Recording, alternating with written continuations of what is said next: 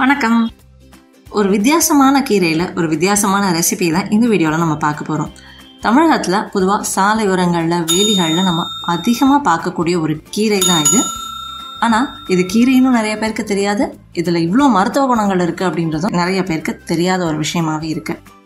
ஆனால் சாதாரணமாக நம்ம கிராமங்களில் மட்டும் இல்லாமல் நகரங்கள்லேயும் நிறைய இடங்களில் இந்த கீரையை நம்ம வேலிகள்லையும் சாலையோரங்கள்லையும் அதிகமாக இருக்கக்கூடிய ஒரு கீரை தான் இது. இந்த கீரையினுடைய பேர் பார்த்தோம்னா தாளிக்கீரை அப்படின்னு சொல்லுவோம்.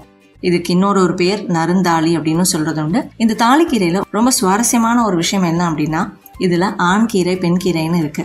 அதுல இந்த நடுவுல நாமம் இருக்கிற மாதிரியான ஒரு அமைப்பும் இருக்கிறனால இதை நாமத்தாளி அப்படின்னு சில இடங்கள்ல கூறுறது உண்டு. இந்த கீரையில பார்த்தோம்னா நம்ம கடையல், கூட்டு, பொரியல்னு எது வேணாலும் நம்ம செய்யலாம். இந்த கீரை நம்ம அடுப்புல போட்டோம்னால ரொம்ப சுருங்கி போயிடும். நான் இந்த கீரையில ரொம்ப எளிமையா மற்ற உணவோட இல்லாம சும்மா வெறுமனே சாப்பிடுற மாதிரியான ஒரு சாட் தான் செய்ய போறோம். புதர் நிறைய மண்டி இருக்கக்கூடிய சில இடங்கள்ல அப்படியே கொடி மாதிரி படர்ந்து இருக்கக்கூடிய இடத்துல தான் இந்த கீரையை நான் பறிச்சுட்டு வந்தேன். இதை நல்லா நம்ம அலசி எடுத்துக்கலாம்.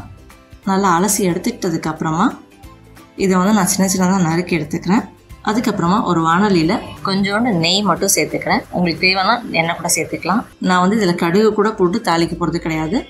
எண்ணெய் கொஞ்சம் நல்லா சூடானோன்னா இந்த நறுக்கி எடுத்துருக்க நம்ம கீரை இதில் போடுவோம். ஒரு 2-3 நிமிஷம் நல்லா இதை வதக்கிக்குவோம். அதுக்குள்ளே பார்த்தோம்னாலே இந்த கீரை ரொம்ப சுருங்கி போயிடும். இந்த கீரையில் பார்த்தோம்னா அதிகமான மருத்துவ குணங்கள் இருக்கு. குறிப்பாக சொல்லணும் அப்படின்னா நம்மளுடைய நரம்புகளுக்கு நல்ல ஒரு வலுவை கொடுக்கக்கூடியதாகவும், மலச்சிக்கல் மாதிரியான தொந்தரவுகளுக்கு பெரிய ஒரு நிவாரணத்தை கொடுக்கக்கூடியதாகவும் இருக்கக்கூடிய ஒரு கீரை. இந்த கீரைக்கு பார்த்தோம்னா உடல் உஷ்ணத்தை குறைச்சு உடலை குளிர்விக்கக்கூடிய தன்மையும் இருக்கு. இருமல், ஜுரம், இருதய நோய், நீரிழிவு, மூலம் மாதிரியான பிரச்சனைகளுக்கு ஒரு அற்புதமான கீரை. ரத்தத்துல இருக்கக்கூடிய அசுத்தத்தை நீக்கி புத்துணர்வு கொடுக்கக்கூடிய கீரையாகவும் இந்த நருந்தாளி கீரைகள் இருக்கு. அதே மாதிரி வயிறு சம்பந்தமான பிரச்சனைகள், வயிற்று புண் மாதிரியான பிரச்சனைகள், சிறுநீரகத்துல வரக்கூடிய பிரச்சனைகளுக்கும் ஒரு அற்புதமான மருந்தாகவும் இந்த நருந்தாளி கீரைகள் இருக்கு. அதுக்கப்புறமா வேக வச்சு எடுத்து வச்சிருக்கிற கொஞ்சம் பாசி பருப்பு இதோட சேர்த்துக்கிறேன். ஆண்மை குறைபாடு இருக்கக்கூடிய ஆண்களுக்கு ஒரு சிறந்த மருந்து அப்படின்னு கூட சொல்லலாம். அதே மாதிரி குழந்தை பேரு கொடுக்கக்கூடிய ஒரு அற்புதமான கீரையாகவும் இது இருக்கு.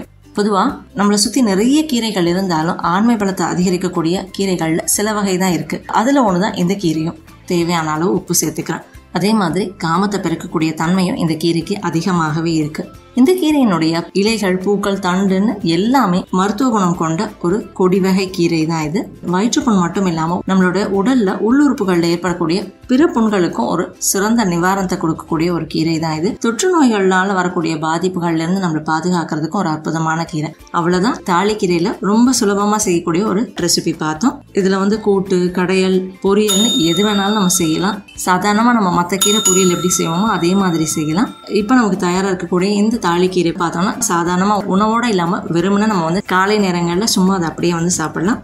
உடல் பலத்தை அதிகரிக்கக்கூடியது, அதே மாதிரி நரம்புகளுக்கும் பலத்தை கொடுக்கக்கூடியது, நீரிழிவு, மலச்சிக்கல்லேருந்து நம்ம வெளிவரதுக்கு ஒரு அற்புதமான கீரை. இது மட்டும் இல்லாம இன்னும் நிறைய மருத்துவ குணங்கள் கொண்ட ஒரு சிறந்த கீரை இது. நல்ல ஒரு வழுவழுப்பு தன்மை இருக்கக்கூடிய ஒரு கீரை. நல்ல ஒரு சுவையாகவும் இருக்கும். எங்கேயாவது பாத்தீங்கன்னா நிறைய கிடைக்கல அப்படின்னா கூட கொஞ்சமா எவ்வளவு கிடைக்குதோ அதை எடுத்துட்டு மற்ற கீரையோட சேர்த்து கூட இதை நம்ம செய்யலாம். இந்த கீரையினோட சுவையை ஒரு தனி சுவைன்னு தான் சொல்லலாம்.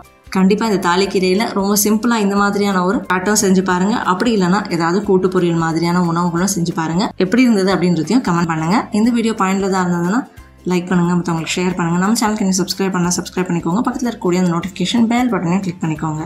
என் ஆரோக்கியம், என் குடும்பத்தின் ஆரோக்கியம், என் சமூகத்தின் ஆரோக்கியத்திற்கான பயணம் இது. கைகோர்ப்போம், ஆரோக்கியத்திற்கு விதையாவோம். நன்றி.